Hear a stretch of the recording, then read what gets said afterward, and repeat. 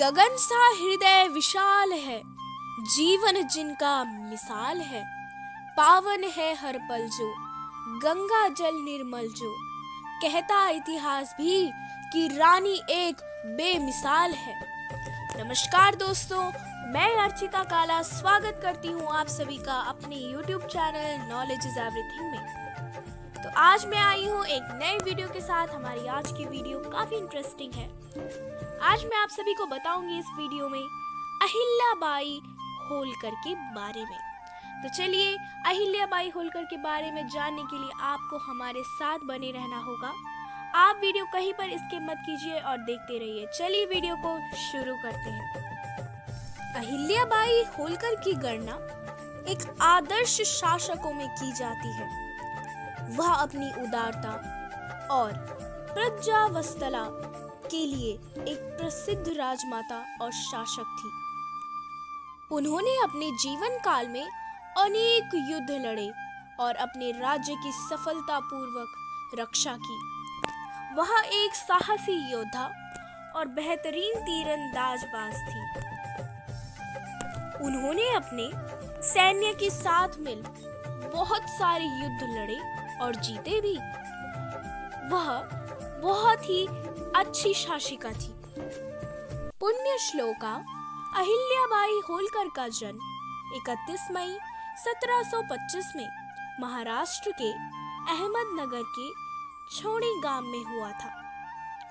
उनके पिताजी का नाम मानकोजी शिंदे और माताजी का नाम सुशीलाबाई था। उनके पिताजी उनके गांव के पाटिल थे। उस जमाने में लड़कियों को ज्यादा पढ़ाया लिखाया नहीं जाता था। फिर भी अहिल्याबाई के पिताजी ने उनको पढ़ाया लिखाया। कहानी शुरू होती है मराठा साम्राज्य के राजा मल्हार राव से।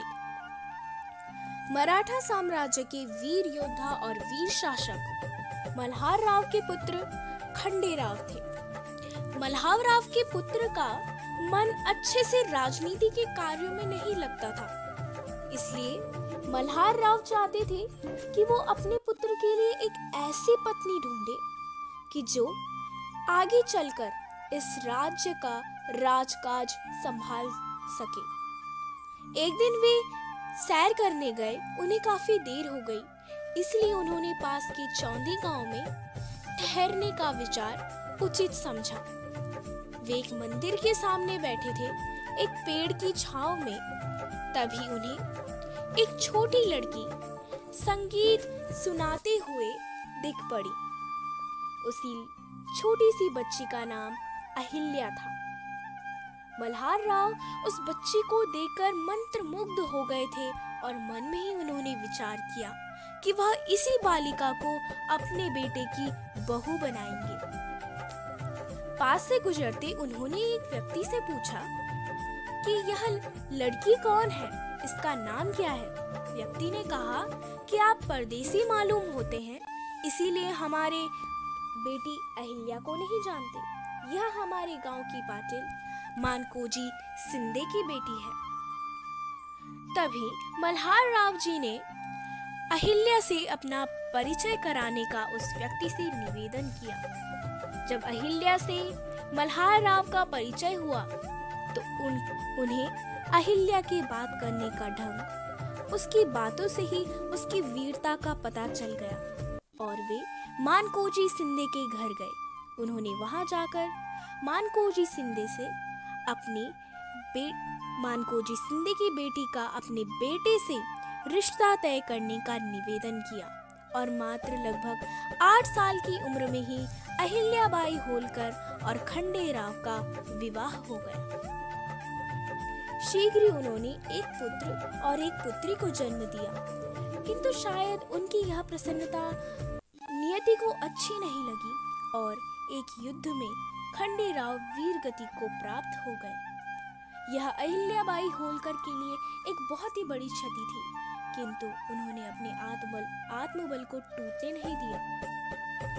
उन्होंने स्वयं को संभाला और स्वयं राजगद्दी में बैठ गए। वे एक अच्छी शासिका थी। अपने शासन के दौरान उन्होंने मराठा साम्राज्य का बहुत ही अच्छे से विस्तार किया।